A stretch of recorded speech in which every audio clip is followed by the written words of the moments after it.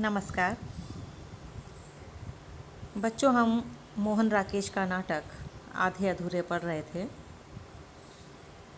नाटकीय तत्वों के आधार पर आधे अधूरे नाटक की समीक्षा हम विस्तृत रूप से कर रहे हैं ताकि परीक्षा में प्रश्न किसी भी दृष्टि से पूछा जाए आप उसका उत्तर दे सकें। यह प्रश्न अलग अलग रूप में भी बन सकते हैं, इसलिए हम विस्तार से इन तत्वों को देख रहे हैं। आज के इस व्याख्यान में हम आधे अधूरे नाटक का उद्देश्य देखेंगे।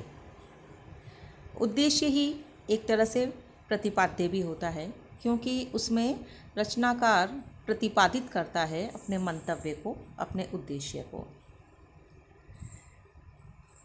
तो यहाँ बात करते हैं हम आधे अधूरे नाटक के उद्देश्य का।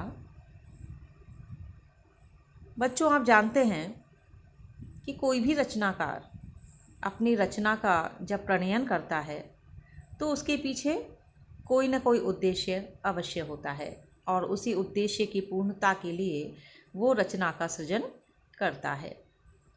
मोहन राकेश भी नई पीढ़ी के रचनाकार हैं।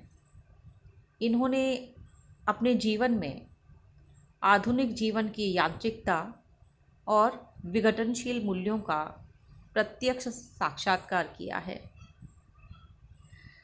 राकेश जी पर फ्रायड के मनोविश्लेषणवाद और इसके साथ ही साथ सार्क के अस्तित्ववाद का बहुत प्रभाव पड़ा है और इसीलिए उनके नाटकों में हमें व्यक्तिवादिता, रोमांच एवं सामाजिक यथार्थ का साक्षात्कार दिखाई देता है। जहाँ तक बात है आधे अधूरे नाटक के, तो बच्चों, यह नाटक हमारे समाज और विशेष रूप से जो हमारा शहरी समाज है वहाँ के जीवन के विसंगतियों और विडंबनात्मक स्थितियों का,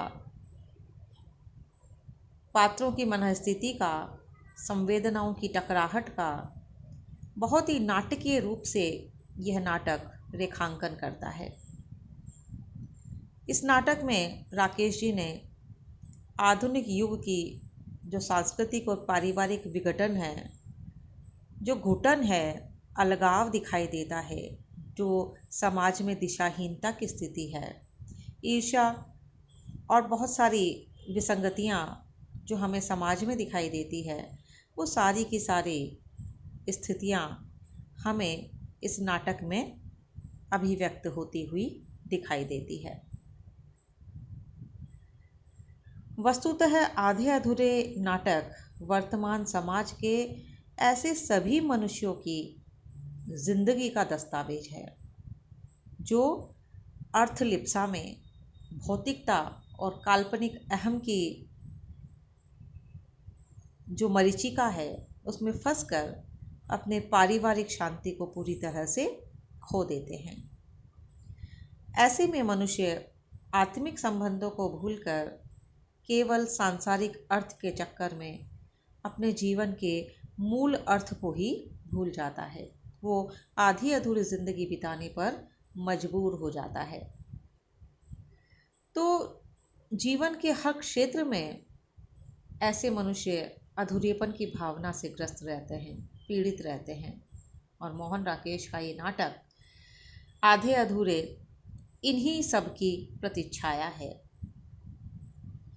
विडंबना यह है कि हम स्वयं सभी आधे अधूरे होते हैं, लेकिन आधे अधूरे होने के बावजूद हम दूसरे के अधूरेपन को बर्दाश्त नहीं कर पाते और ऐसे में काल्पनिक पूर्णता की तलाश में भटक कर हम अपनी और दूसरों की ज़िंदगी को नर्क बना देते हैं।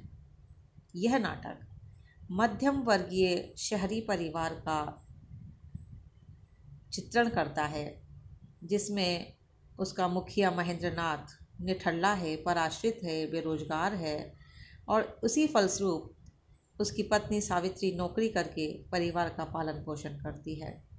लेकिन धन, ऐश्वर्य और काल्पनिक पूर्णता की तलाश में वो अनेक बड़े बड़े नामधारी लोगों के संपर्क में आती है। घर का हर सदस्य इस अधूरेपन से संत्रस्त है, लेकिन हर व्यक्ति दूसरे व्यक्ति में अधूरापन खोजता है, जबकि वो स्वयं अधूरा होता है। इस नाटक में स्त्री पुरुष के संबंधों में आई उदासीनता का निरूपण भी यथार्थ धरातल पर हुआ है। आज हम देखते हैं कि समाज में साथ साथ रहने और सामाजिक संबंधों को एक तरह से ढोने की व्यवस्था हमें दिखाई देती है। महेंद्रनाथ लाचारी, व्यवस्था, निराश्रय, आर्थिक, सामाजिक, पारिवारिक स्तर पर जो घुटन है वो व्यक्ति का खंडित प्रतिबिंब है। और हम देखते हैं कि वर्तमान युग की जो स्तरीकरण की दौड़ है उसमें मध्यम वर्गीय मनुष्य का साक्षात जो हमें निरूपण है वो इस नाटक में दिखाई देता है। नाटककार का उद्देश्य केवल नर नारी संबंधों का विश्लेषण करना नहीं है, बल्कि नाटककार ने आज की युवा पीढ़ी, जैसे इस नाटक में जो बिन्नी है, अशोक है, उनमें दिशाहीन आक्रोश, निष्क्रिय जीवन आदि का भी गहरे रूप में चित्रण किया है। नाटककार यह भी स्पष्ट करना चाहता है कि आधुनिक नगरीय परिवेश में मानवीय असंतोष और कामनाओं की पूर्ति नहीं होने के कारण व्यक्तित्व एवं संबंधों में अधूरापन पैदा होना बिल्कुल स्वाभाविक है। और इस नाटक में भी महेंद्रनाथ का परिवार अपनी स्तरीयता की होड़ में विघटन के कगार पर पहुंच जाता है। यह नाटक कुल मिलाकर स्त्री पुरुष के लगाव और तनाव, पारिवारिक विघटन और साथ ही मानवीय असंतोष के अधूरेपन को अभिव्यक्त करता है। नाटककार मोहन राकेश की सूक्ष्म दृष्टि में मध्यम वर्गीय परिवारों में जो रोज़ की बढ़ती हुई आर्थिक विषमता है उसके परिणाम है, उसके साथ ही साथ सामाजिक संबंधों में आई वितक्तता है, शून्यता है, प्रेम विवाह के दुष्परिणाम हैं, अतृप्त काम भावना है, ये सारी चीज़ें और इसके साथ ही साथ झूठी होड़ और उसके दुष्परिणाम, इन सबको बहुत ही सशक्त ढंग से इस नाटक में निरूपित किया गया है।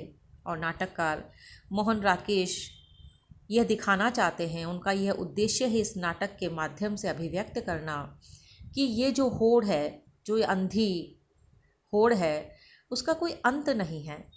और इसीलिए हम सबको यह समझना चाहिए कि हम सभी कहीं न कहीं किसी न किसी रूप में अधूरे हैं, पूर्णता संभव है ही नहीं।